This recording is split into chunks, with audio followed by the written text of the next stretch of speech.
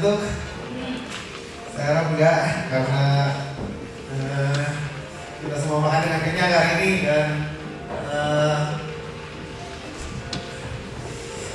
saya takut kita semua sama-sama nanti udah tertidur.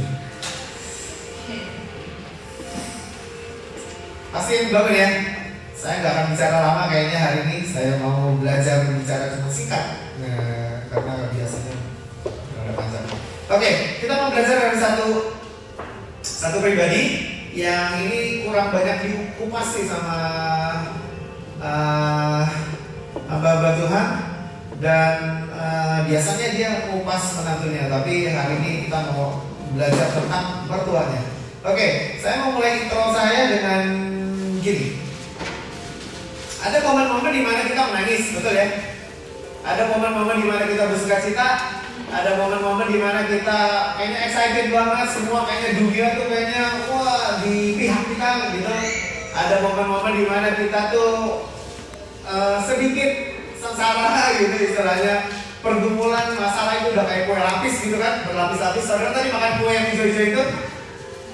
Hah?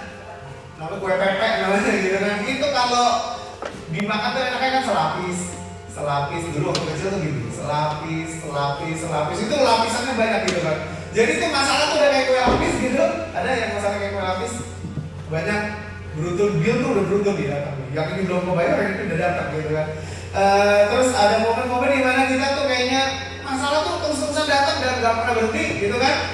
Ada momen di mana kita tuh kayak apa ya, kayak pokoknya semua serba nggak mendukung hidup kita. Mau nyari apa susah, mau dapetin apa susah, mau begini susah, mau begitu susah. Kayaknya gak ada orang yang mendukung karena kayaknya gak ada apa ya, gak ada keberuntungan di pihak kita. Istilahnya seperti itu gitu ya. Nah, saya mau ajak kita semua lihat satu orang yang namanya Naomi. Saya kenal Naomi di dalam Alkitab. Kenal semua? Naomi itu punya menantu namanya siapa? Nah, ini yang terkenal. Menantunya namanya siapa? Ruth. Ruth ini terkenal banget. Karena Ruth ini adalah kakek buyutnya Raja Daud. Ruth dapat Obed Isai Daud. Jadi ini Ruth ini terkenal banget. Ruth menikah dengan siapa namanya? Boas orang paling kaya di situ. Jadi Ruth itu menikah dengan Boas itu dapat hasil pernikahan mereka dapat Obed dapat Isai dapat Raja Daud. Jadi ini Ruth itu terkenal banget. Ruth itu the woman of commitment. Komitmennya luar biasa banget. Itu apa ya? Dia tuh orang yang wah ciamik banget. Ini wanita yang ciamik banget Ruth ini. Oke, tapi sekarang saya nggak mau bahas tentang Ruth, saya mau bahas tentang Naomi. Oke, kita baca dulu yuk Ruth. Karena kita mau baca di Ruth 1. Ruth ini cuma ada 4 pasal saudara. Kalau saudara baca semuanya 4 pasal ini cepat banget. Dan ini ceritanya menarik banget. Saya encourage teman-teman baca semua 4 pasal ini karena ini very beautiful story. Cerita yang luar biasa. Ruth 1 ayat 20 sampai 21. Ruth 1 ayat 21 sampai 21. Kalau minggu kemarin saya buka banyak sekali ayat, hari ini enggak rasanya. Ya, Ruth 1 ayat ke 21.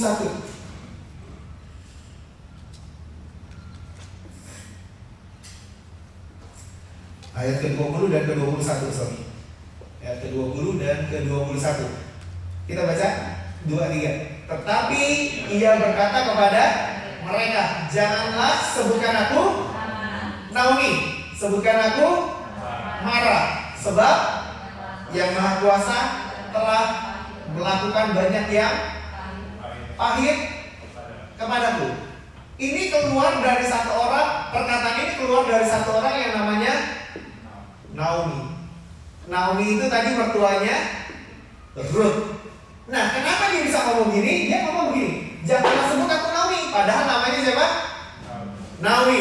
Tapi sebutkanlah aku Mara, ya. Sebab yang kuasa ini anti Mara, bukan anti Mara sih sebenarnya. Dia kasih tahu penyebabnya kenapa dia mau dikasih nama Mara. Sebab Yang Maha Kuasa telah melakukan banyak yang pahit kepadaku. Saya mau tegasin sekali lagi, namanya siapa? Naomi. Namanya bukan Mara, tapi namanya Naomi. Tapi waktu ada orang, dia bisa ditanya lagi pulang, ya. Dia lagi pulang, dia Naomi itu bukannya lu Naomi, gitu. Dia pulang dan ada orang kenalin dia, lo itu kan Naomi. Langsung disamperin, loh Naomi. Dia bilang langsung gini, jangan sebut aku Naomi, sebut aku Mara. Sebab Yang Maha Kuasa telah banyak melakukan banyak yang baik kepadaku. Oke ya, itu ya. Sekarang kita mau balik ke latar belakang sedikit. Latar belakangnya begini, kenapa si Naomi bisa ngomong gitu? Dia itu hidup punya suami, ya kan? Punya dua anak laki-laki, ya. Naomi ada suaminya, punya anak dua laki-laki, ya kan? Nah, dua anak laki-laki ini punya menantu, punya istri dua. Jadi dia punya dua menantu, ya. Ikutin ceritanya nggak kan? Yang satu adalah Ruth, yang satu adalah Orpa. Itu silsilah keluarganya dia. Nah, suaminya Naomi ini meninggal. Oke? Suaminya meninggal. Jadi tinggal dia sendiri sama anak dan menantunya, betul ya? Dia sendiri, anak menantunya, 4 orang toh. Setelah 10 tahun kemudian, anaknya dua-duanya laki-laki meninggal. Jadi tinggal dia sama kedua menantunya, ya. Dan ini hidupnya miskin, Bang. Sengsara, Bang. Benar-benar miskin, sengsara, Bang. Dia nggak punya anak laki-laki lagi yang bisa berjuang, berusaha keras untuk support keluarganya dia. Dia nggak punya lagi suami yang bisa support keluarganya dia, nggak punya. Yang dia punya cuma 2 menantu. Yang ini sebenarnya deadlock nih. 2 menantu ini. Saudara masih ingat cerita saya nggak yang waktu pas dulu tentang Peres dan masih ingat? Tamar, cerita tentang Tamar masih ingat? Tamar itu dia menikah sama satu anaknya Yehuda, ya toh? Karena anaknya mati, nggak berkenan di hadapan Allah, dianggap jahat, dia harus kawin dengan anak yang kedua. Masih ingat? Anak yang kedua jahat lagi karena dia nggak mau membangkitkan keturunan bagi si Tamar, gitu kan? Oh, bagi kakaknya, dia nggak mau membangkitkan keturunan bagi kakaknya, maka dia nggak mau. Dianggap jahat sama Tuhan. Mati lagi, ada anak yang ketiga. Masih ingat? Itu kayak begitu loh. Tamar masih punya pengharapan sedikit. Ada adiknya. Nah, ini 2 menantunya ini sebenarnya deadlock. Tahu deadlock? Nggak bisa kemana-mana. Karena dia dua-duanya anak laki-lakinya si Naomi udah meninggal. Jadi menantunya ini dia mau kawin sama siapa lagi? Dia kawin sama orang lain itu berzina. Betul? Tapi kalau dia ngikutin Naomi terus, deadlock. Enggak, siapa lagi yang mau dikawin? Enggak ada. Habis. Enggak ada laki-laki lain. Tinggal wanita semua, siapa yang mau dikawinin? Ya toh? Deadlock. Dua-duanya deadlock. Miskin, susah, sengsara, hidupnya parah pokoknya. Dan ya sudah. Akhirnya satu poin dia bilang sama kedua menantunya, lebih baik kamu pulang. Gak usah ngikutin aku karena aku gak punya pengharapan lagi. Aku udah gak punya anak laki-laki untuk kalian. Itu latar belakangnya. Singkat cerita, Orpa pergi. Oke, tadi 2 menantu, satu Orpa, satu Ruth, ya. Orpa itu pergi dan Ruth itu tetap sama dia. Bahkan Ruth bisa bilang begini, kemanapun kau pergi, aku akan pergi. Dia akan ikuti terus nih. Nah, meskipun deadlock, nggak bisa. Ya, selama dia ngikutin Naomi, secara duniawi, secara apa yang kelihatan di kasat mata, itu adalah no sama sekali. Nggak ada pengharapan sama sekali. Itu latar belakang dari cerita Naomi. Dan akhirnya Naomi bersama-sama dengan Ruth pulang. ke bangsanya. Nah ini nih, ada orang kenalin Naomi dan itu kan Naomi. Naomi langsung koreksi orang itu. Naomi langsung apa? Koreksi. Dia koreksi langsung. Dia koreksi bilang, jangan panggil aku Naomi, panggil aku Mara. Sebab yang Maha Kuasa itu gede udah Maha Kuasanya. Artinya dia sedang bilang gini, sebab Tuhan telah melakukan banyak hal yang pahit padaku. Kira-kira wajar gak dia ngomong gitu? Dengan seluruh kondisinya waktu itu, mungkin makan pun susah, mungkin hidup pun susah, mungkin dia tuh ngerasa bahwa dia tuh jadi beban yang berat buat Ruth, makanya disuruh pergi deh meninggal. Karena ikutin aku gak ada gunanya lagi, aku gak punya anak lagi untuk kalian, aku gak punya lagi, aku juga bukan orang yang rada kaya gitu, yang bisa support engkau gitu. Engkau kalau ikut aku akan susah gitu. Tapi Ruth tetap tinggal. Makanya Ruth bisa dibilang the woman of commitment. Wanita yang punya komitmen yang luar biasa. Naomi. Sekarang kita bahas kata Mara, saudara. Mara itu saudara ngerti nggak? Sebenarnya kita bisa relate dengan cerita waktu pas di padang gurun.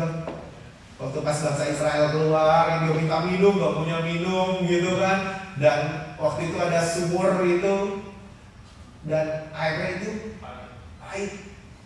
Namanya jadi dikasih nama tempat itu Mara. Mara dan Elim, ya kan? Mara yang pahit, Elim yang manis gitu kan. Mara pahit, gak bisa diminum. Nah, Mara itu artinya pahit, bitter. Pahit. Jangan panggil aku Naomi, panggil aku Mara. Sebab hidupku pahit. Pahit hidupku. Jangan panggil aku Naomi, tapi panggil aku Mara.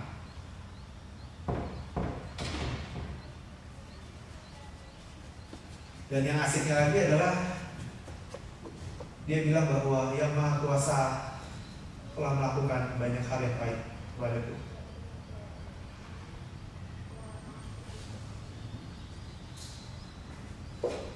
Di tengah-tengah kejadian yang sangat menekan hidup kita, masalah demi masalah datang, masalah ini, masalah itu, masalah ini, masalah itu, kok nggak selesai-selesai gitu kan. Kita mungkin di sini sangat mungkin kita bisa bilang bahwa Tuhan, kenapa Engkau lakukan ini terhadap aku Tuhan? Kenapa Tuhan begini Tuhan? Kenapa semua ini menimpa aku Tuhan? Kok Engkau nggak berpihak aku Tuhan Yesus? Kok Engkau nggak support aku Tuhan? Tuhan, kok aku nggak pernah melihat pertolonganmu Tuhan Yesus? Kalau masih kayak gitu sih begini. Tapi kalau kita udah bilang, Tuhan, kenapa lu yang bikin begini sama aku Tuhan? Ini sepertinya begini. Tuhan, kenapa Engkau bikin hal-hal yang kayak gini terjadi padaku Tuhan? Naomi bilang gitu. Seringkali kita koreksi Tuhan. Kita koreksi Tuhan. Alkitab kan bilang kau akan jadi kepala dan bukan ekor gitu. Kita koreksi Tuhan, aku masih terus saja kayak begini Tuhan. Keadaanku tuh kayak begini terus. Aku tuh gak pernah diangkat, aku gak pernah dipromosi, aku gak pernah aku gak pernah dilihat orang, hasil kerjaku gak pernah dilihat orang dan yang lain sebagainya gitu. Mana kepalanya Tuhan? Aku tetap jadi ekornya Tuhan. Aku yang tetap disuruh-suruh Tuhan. Aku yang tetap dikerjain Tuhan. Aku yang tetap dibully Tuhan.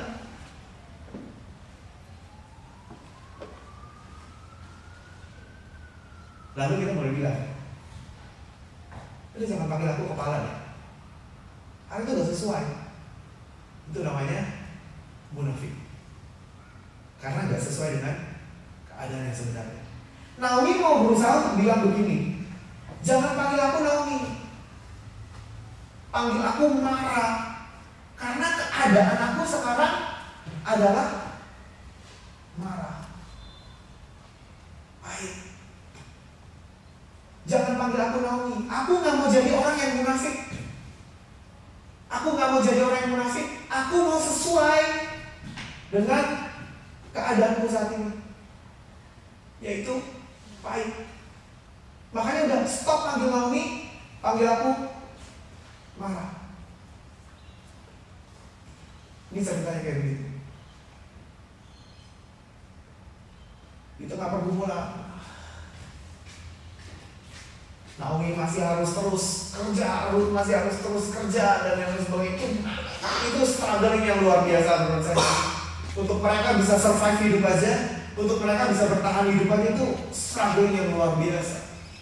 Saya melihat di sini kita semua masih oke banget, nggak ada yang sampai strugglingnya, even yang student-student pun saya melihat bahwa masih oke sih, masih bisa ketawa ke tinggi, masih bisa hahaha, masih bisa jalan-jalan ke sana kemari gitu. Tapi mereka ini berdua, saya percaya ini melalui hidup yang sangat struggling. Naomi gak kepengenan lagi itu disebut Naomi. Naomi kepengennya disebut marah, baik, sesak, baik, kondisinya gak enak, terlalu banyak masalah. Yang ini gak bisa diselesaikan, yang ini belum ketemu cara menyelesaikannya, sudah ada masalah-masalah yang lain lagi, dan dikelilingin terus. Akhirnya udah deadlock, gak bisa kemana-mana lagi. Marah.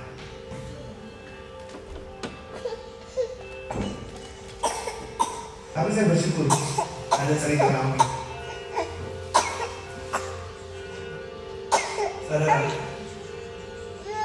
saat orang itu berusaha untuk mengkoreksi Tuhan, mengkoreksi janji-janjinya dalam firman Tuhan, ini kalau menurut dari orang yang saya dengerin khotbahnya, menurut dia sih ada sekitar 6.000 janji di dalam Bible ini yang memang untuk orang percaya gitu. 6.000 janji. Banyak tuh ya. Kau kalah bukan ekor dan yang lain sebagainya. Kau akan diberi masa depan yang penuh pengharapan dan yang lain sebagainya. Gitu kan. Itu ada sekitar 6.000 janji-janji yang seperti itu. Dan sepertinya begini. Kondisi kita, beban hidup yang menindih hidup kita itu membuat kita berusaha untuk mengkoreksi apa yang Alkitab ini tulis. Nggak mungkin. Itu membuat orang itu, nggak mungkin lah aku begini. Aku masih begini, nggak mungkin. Statusku masih begini, nggak mungkin. Nggak mungkin deh. Kalau itu nggak mungkin deh. Mana mungkin sih pendidikan aku cuma begini. Nggak mungkin. Nggak mungkin. Dan tanpa kita sadari bahwa seringkali kita mengkoreksi Tuhan, mengkoreksi janji-janjinya Tuhan yang memang dikhususkan untuk kita loh. Ada janji-janji memang bukan dikhususkan untuk kita di sini. Tapi menurut pengkhotbah yang saya dengar, itu kira-kira ada sekitar 6.000 janji-janji firman Tuhan yang itu buat kita yang baca, buat seluruh orang yang baca gitu. Dan kita berusaha untuk mengkoreksi. Langsung kita koreksi nih. Wah, gak mungkin itu Tuhan. Gak mungkin. Gak mungkin. Gak mungkin aku bisa selesaikan masalahku. Gak mungkin aku bisa selesaikan utangku. Gak mungkin aku bisa menyelesaikan ini dan itu. Gak mungkin Tuhan. Gak mungkin Tuhan. Aku terlalu kecil Tuhan. Pergumulanku terlalu besar. Naomi minta dipanggil marah karena keadaan, karena situasi, karena ya memang itu yang terjadi.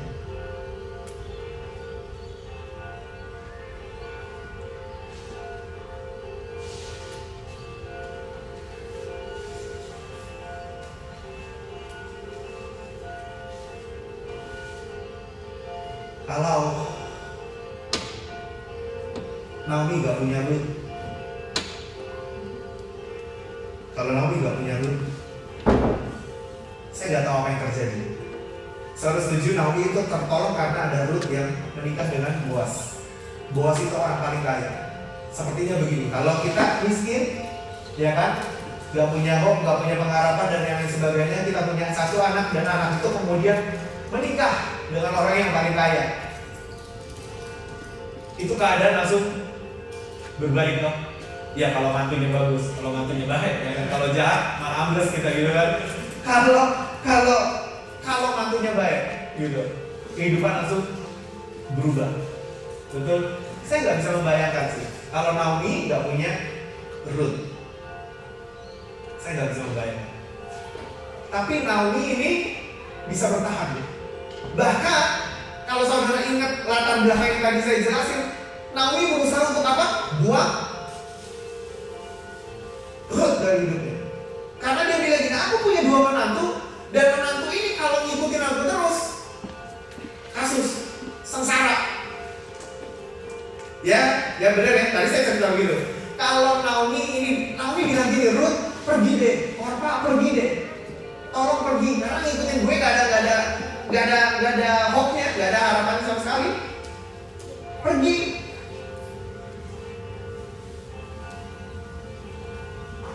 Dia sedang berusaha untuk membuang satu-satunya sebenarnya harapan untuk dia berubah posisinya, berubah keadaan.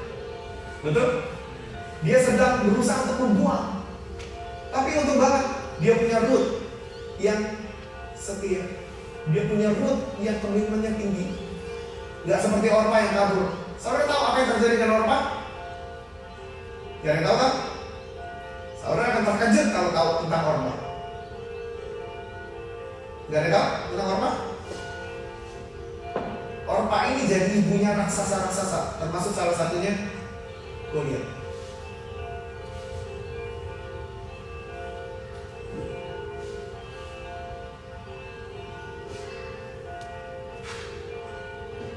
Tapi ada satu menantu lagi namanya Ruth, setia, komitmennya tinggi. Meskipun kayaknya gak ada harapan sama sekali untuk ngikutin ini orang. Bahkan orang ini tuh berusaha untuk membuat. Kalau saya rela relate-kan dengan kehidupan kita, seringkali kita sering buang Yesus dalam hidup kita. Sorry saya mau katakan ini, seringkali kita buang Yesus dalam hidup kita. Kita merasa bahwa tekanan hidup ini sudah semakin menekan hidup kita. Kita udah gak punya choice apa-apa, kita udah gak punya pilihan apa-apa lagi. Dan sebenarnya kita punya satu pengharapan yang namanya Yesus. Pribadi yang selalu setia menemani hidup kita. Pribadi yang selalu komitmen dengan janji-janjinya terhadap hidup kita. Pribadi yang selalu nemenin kita, menjaga iman kita. Pribadi yang selalu bikin kita menghibur hidup kita. Dia berikan Roh Kudusnya untuk hidup kita dan yang lain sebagainya. Dan seringkali kita buang Yesus. Ngapain lagi sih? Nungguin aku pribadi yang udah hancur dari masa mudaku sampai tua, aku hancur, gak punya pengharapan lagi, gak punya apapun yang bisa aku buat berhasil gitu. Seringkali kita buang Yesus. Seringkali kita tinggalkan Yesus. Saat masalah datang, saat pergumulan datang, saat masalah datang, beban hidup makin pahit hidup kita, seringkali yang kita buang malah Yesus. Seringkali yang kita salahin malah Tuhan. Seperti Naomi bilang, sebab yang Maha Kuasa telah melakukan banyak hal yang baik di hidupku. Ini yang sering terjadi sih.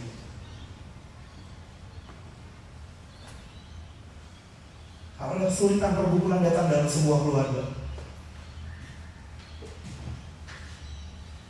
mungkin yang kita buang adalah Yesus. Ya, saat pergumulan makin gak enak, tantangan hidup makin berat, yang kita buang siapa? Yesus. Saya membayangkan kalau hidup saya nggak kerja segini panjang, ini saya coba kesaksian hidup saya. Kalau saya nggak kerja segini panjang, secara kebutuhan hidup saya pasti akan kurang.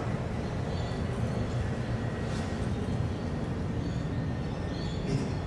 Tapi kalau saya bilang, Tuhan, ini kerja di sini makin hari makin susah. Bensin makin naik, bensin nggak naik. Bensin makin naik, tomat makin naik, kol gepeng makin naik, cabai merah keriting makin naik, semua makin naik. Telur yang tadinya $2 sekarang udah $3 pun yang 600 gram gitu kan. Makin naik, semua makin naik. Saya harus kerja makin keras. Dibutuhkan waktu yang lebih panjang, betul? Waktu yang lebih panjang, kita akan sangat mungkin membuang Tuhan.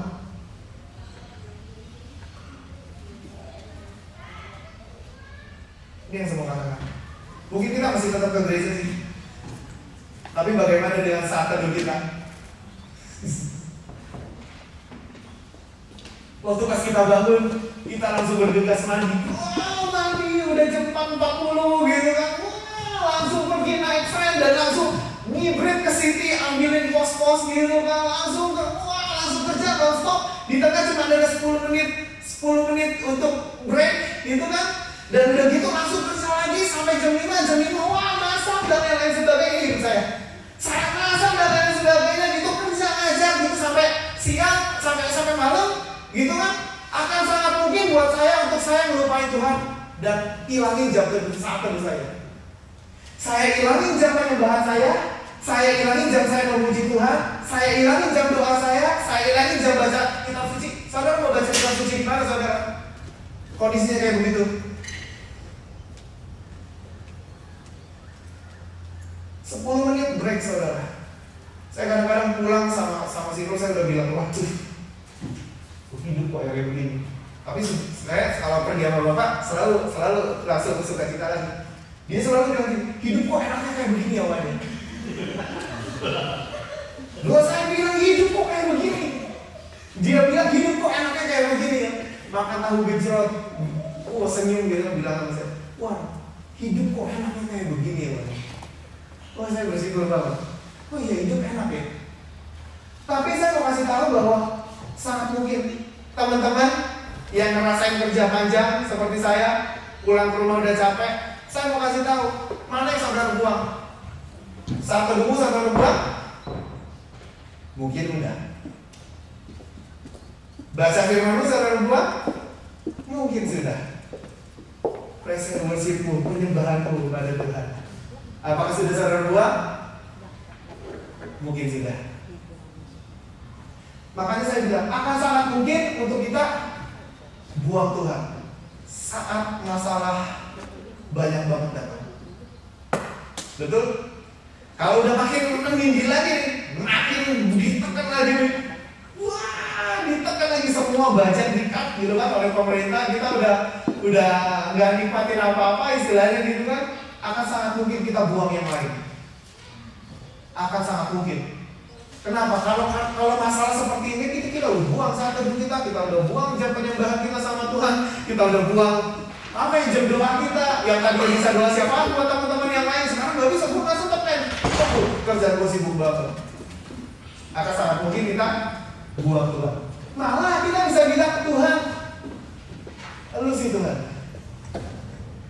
Kita malah bisa blaming God for our circumstance. Kita bisa menyalahkan Tuhan karena kondisi-kondisi yang ada dalam hidup kita. Naomi nggak mau disebut lagi Naomi karena mungkin dia pikir aku nggak mau munafik, aku mau disebut seperti keadaanku. Pahit, yang namanya pahit itu marah. Jadi panggil aku marah, panggil aja marah. Nggak usah Naomi-Naomian, nggak ada Naomi-Naomian deh. Panggil aku marah karena hidup aku baik. Tapi saya bersyukur Tuhan kita bukan Tuhan yang selalu meninggalkan kita seorang diri. Saya bersyukur Naomi masih punya Ruth. Kalau saudara ingat satu cerita lagi yang sebenarnya dia juga udah habis hope-nya dia, pengharapannya dia juga sebenarnya udah habis.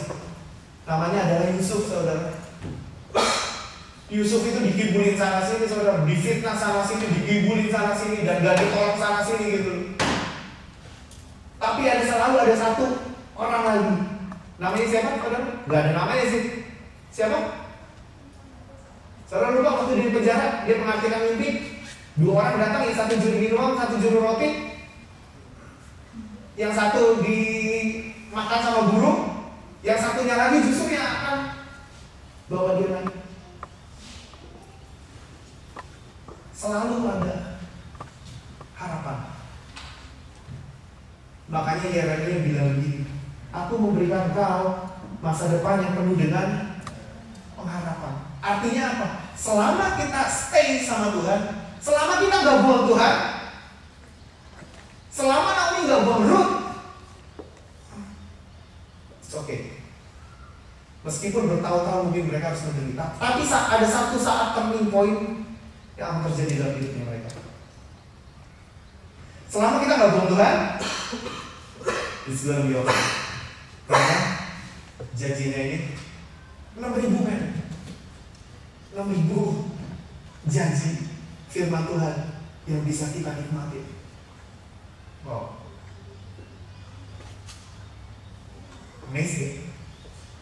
Tapi sometimes dengan tekanan, dengan kekecewaan yang kita alami, dengan penindasan yang kita alami gitu kan, kita akan sangat mungkin buang Tuhan.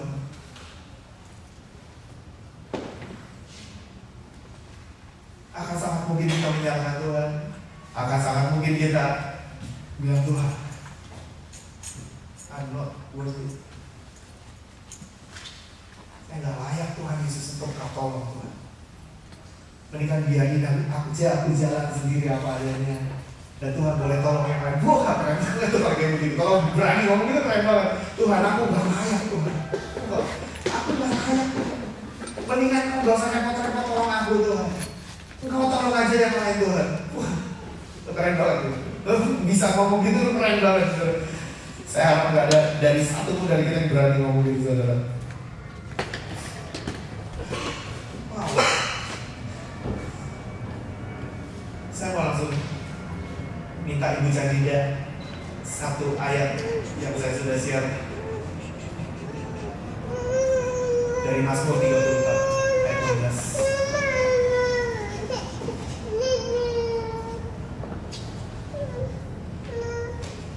Di mata Tuhan tertuju kepada orang-orang benar, dan telinganya kepada teriak-teriak minta tolong. Mazmur 34 ayat 16 bilang gini saudara, mata Tuhan tertuju kepada orang-orang yang benar, dan telinganya kepada teriak mereka minta tolong. Saat kita menghadapi kesusahan saudara, please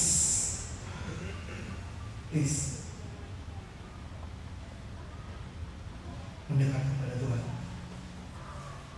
Karena Tuhan masih mendengar teriak. Kita mau teriak masuk ke kamar kita, dan kita kalau udah bisa begitu rupa ya saudara, masuk ke kamar saudara, teriak kepada Tuhan, karena telinganya itu mendengar teriakan minta tolong orang saudara.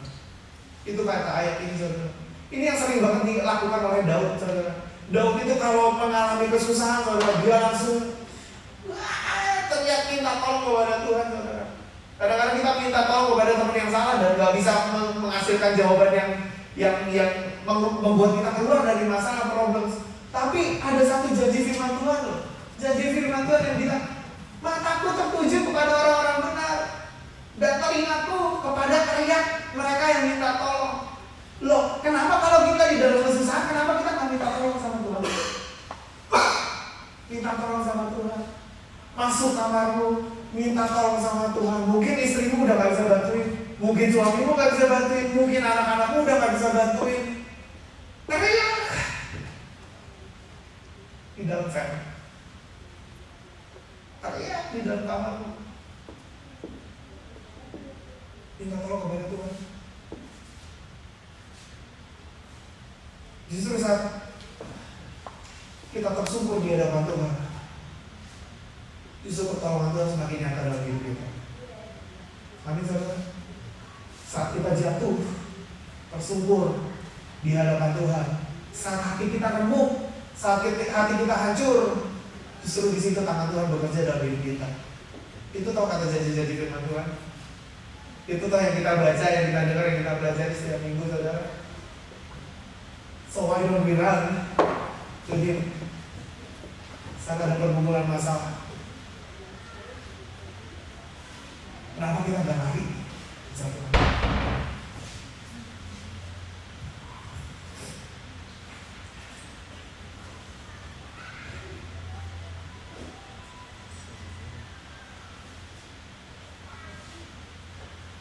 Pak Gilbert bilang begini, kalau kita bertahan dalam situasi apapun, maka kita akan bisa melihat berkat di balik penderitaan.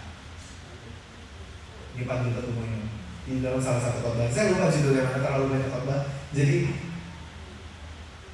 saat kita bisa bertahan di dalam penderitaan, maka kita akan melihat berkat di balik penderitaan ini.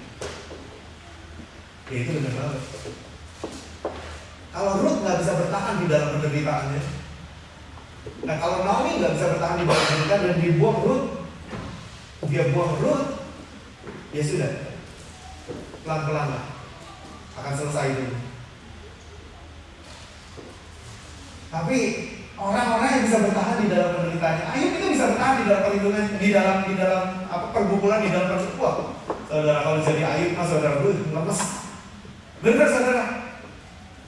Kalau jadi Ayub tuh saudara lemes.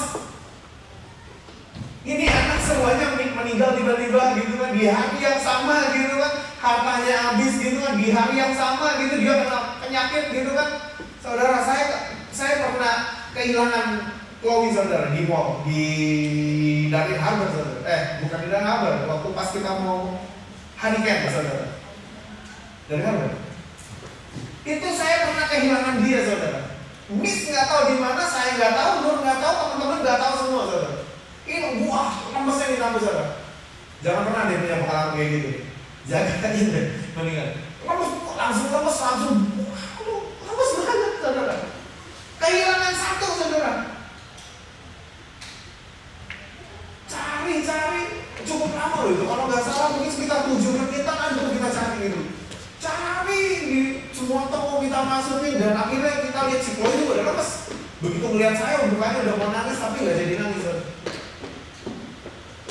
Bayangin Ayub saudara, kehilangan semua. Dan lihat semua yang dia punya hilang semua. Lemesnya udah kayak apa saudara? Ditambah lagi penyakit borok yang dia derita saudara. Tapi Alkitab bilang begini, Ayub itu bertahan.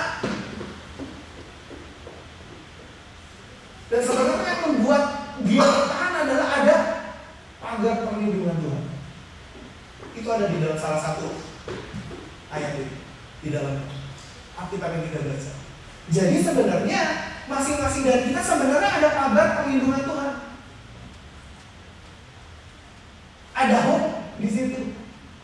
Masing-masing dari kita dikelilingi ini. Kalau kata khotbah yang saya dengar juga, saya nggak tahu benar apa enggak, maksudnya nggak persen, tapi saya percaya minimal ada pasti.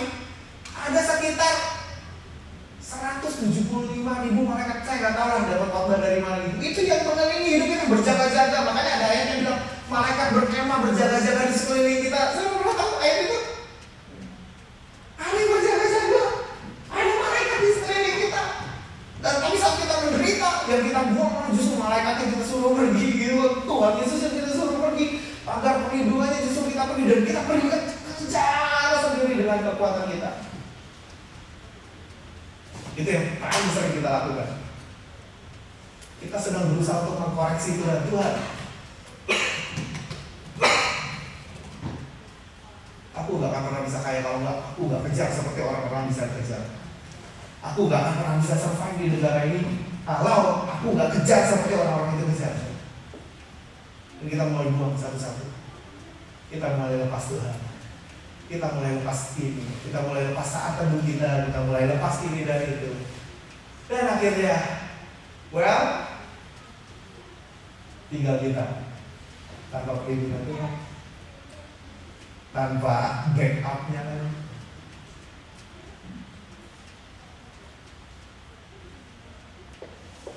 Dalam peristiwa anak yang hilang, saudara, anak itu bisa begitu sangat miserable, sangat menderita, saudara. Kenapa saudara tahu? Tahu nggak kenapa sebabnya?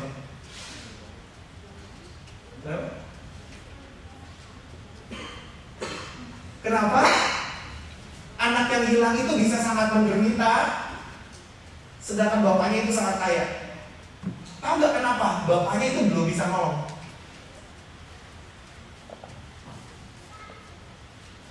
Ada yang bisa kasih tahu? Saya ajak nonton di Vivit.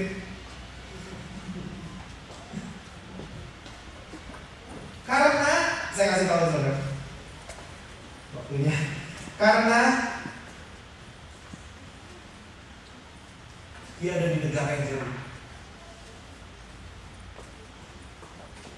Saya harap saudara nangkep ilustrasi ini. Kalau dia cukup dekat dengan bapaknya, saya rasa bapaknya gak akan pernah tega untuk melihat dia seperti itu, saudara. Sampai mau makan ampas babi pun gak boleh. Kalau dia ada di kandang papinya kan juga mengelola itu dong, iya kan? Kalau dia ada di kandang papinya dan dia mau berusaha untuk makan tuh ampas babi, saya yakin bapaknya akan langsung kasih pertolongan sama dia. Saudara setuju gak? Kenapa? Karena terlalu jauh. Yang satu di sana, yang satu di sini. Itulah yang sering kita lakukan. Kita buang satu persatu, saat teduh kita buang. Hubungan kita dengan Tuhan kita buang, doa kita dengan Tuhan kita buang, semua kita buang.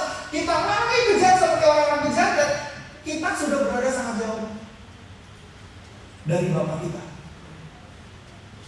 Makanya itu Bapa kita nggak bisa nolong kita.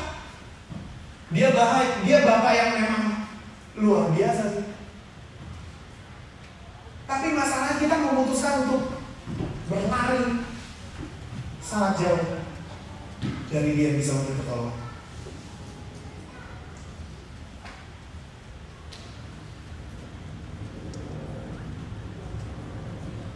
Lalu saat anak ini kemudian bertobat, berteriak minta pertolongan Tuhan, dia lari lagi kepada bapaknya. Wah, dia lari. Bapaknya langsung berubah.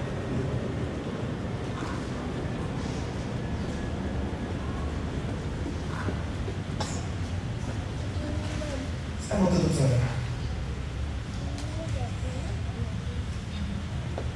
Naomi nggak mau disebut Naomi.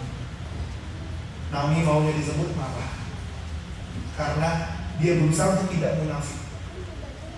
Dia berusaha untuk disebut seperti keadaannya dia. Bitter, pahit, katakan, wah nggak punya pengharapan dan lain sebagainya. Dia berusaha disebut Mara, artinya pahit. Tapi apa sebenarnya kata Tuhan tentang Naomi?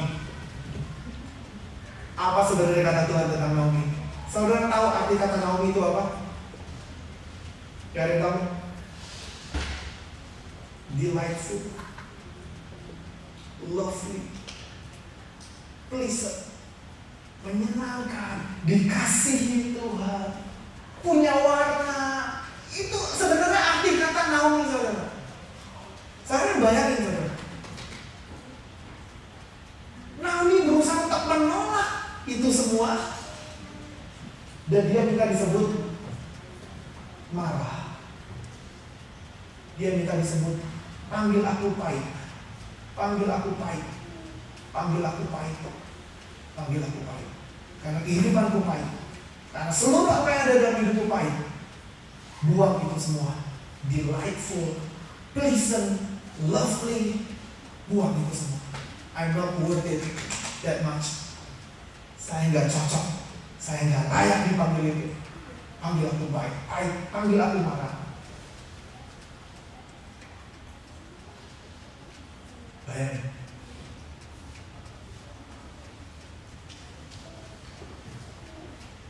Sama-sama kita berdiri, kita selesai.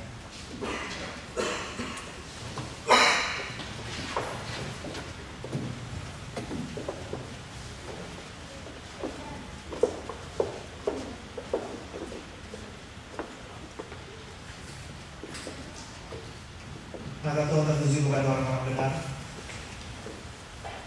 dan telinganya kepada teriak mereka yang minta tolong kepadanya. Saudara dikecewakan, saudara nggak didukung, saudara harus berjalan sendiri, saudara harus melewati segala sesuatunya sendiri. Jangan pernah merasa sendiri, saudara. Selalu ada pertolongan Tuhan. Karena janji Tuhan di dalam Yeremia 29 bilang, Aku telah memberikan kau masa depan yang penuh dengan pengharapan.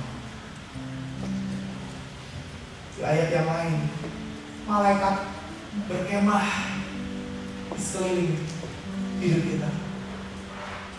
Tuhanlah penjaga Israel. Dia tidak pernah tertidur, dia tidak pernah terlelap. Bayangin saudara kalau ada bodyguard yang jagain kita terus dan gak pernah tidur dan tetap kuat, bodyguard itu gak pernah sakit. Bayangin. Kalau kita ingat hal itu, saya yakin kita akan tetap kuat bertahan di dalam penderitaan. Saya yakin kita akan tetap kuat di dalam penderitaan dan malah justru kita buat kita jatuh tersungkur di depan kaki Yesus dan minta pertolongan kepada Tuhan karena telinganya mendengar teriakan kita Tuhan. Dia mendengar orang yang hatinya remuk, hatinya hancur. Itu malah yang makin di dekat sama dia.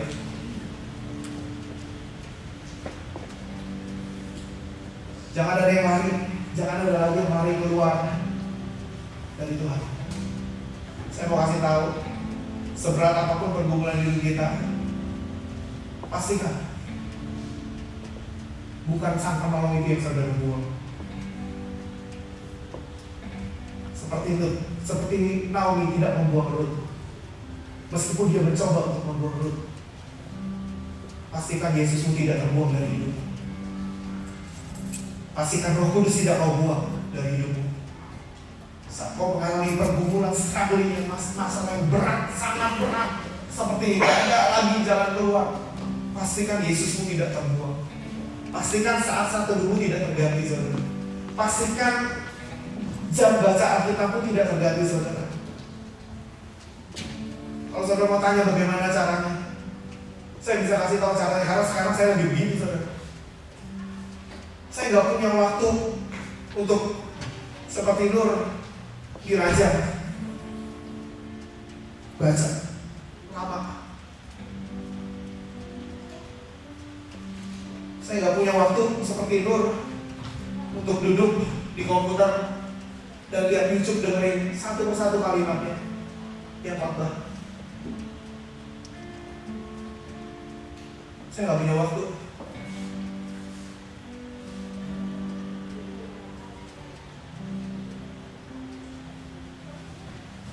Saya punya iPhone yang di sini ada ayat Alkitab yang kalau saya naik list, saudara saya langsung satu ayat itu saya bisa habis ratusan ayat satu hari, saudara. Itu kalau di list. Kalau saudara temuin saya lagi jalan di airport, biasanya saya lagi begini, saudara pegang itu gini, satu ayat saya bacain satu ayat. Itu cara saya baca Alkitab. Saya udah gak punya waktu lagi, saudara. Sorry itu saya gak punya waktu. Bagaimana caranya saya bisa berdoa, saudara? Sambil nyetir, mata terbuka, fan.